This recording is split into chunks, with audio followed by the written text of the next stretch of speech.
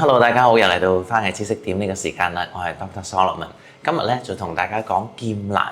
咁劍蘭咧其實係點樣去保養咧，同埋點樣令佢開花嘅咧？其實咧就有以下呢幾個要點嘅。第一，我哋買翻嚟嗰陣時咧，啲劍蘭咧通常咧都會有好多呢啲咁嘅尖尖嘅。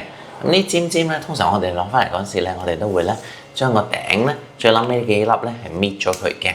點解要搣咗佢咧？因為咧就 send 一個信號咧俾啲枝花咧，就話咧你下面呢啲花咧好快啲開啦咁樣。咁呢個咧就係第一個技巧啦。咁第二個咧就係我哋翻嚟咧，通常啲葉咧如果浸咗水或者啲葉開始黃嘅話咧，我哋通常都會搣咗佢嘅。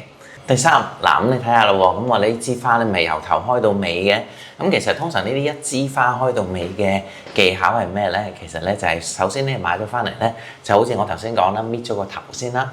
咁跟住咧就將佢咧制水大概半日到，跟住咧即刻擺翻落好深水，咁佢咧就會大概咧喺1至2日咧就由底咧開到上頂呢度噶啦。咁咧呢個咧就叫做即係好似一枝獨秀咁，成枝花都開啦。咁但係咧佢嘅壽命就冇咁長嘅喎。咁所以咧如果你中意咧一朵一朵咁樣開嘅話咧，就可以俾少啲水佢。咁同埋咧記得咧係每日換水啦。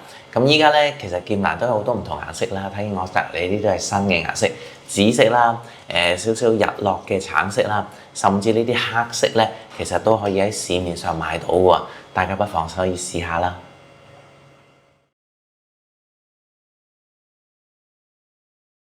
大家好，歡迎嚟到我嘅頻道，我係 Dr. Solomon。呢個頻道同大家分享所有關於花嘅知識、插花嘅藝術同埋所有美好嘅事物㗎。記得 subscribe、like 同埋留言同埋撳埋呢個鐘仔咧，你就唔會錯過我哋每一次嘅 update啦。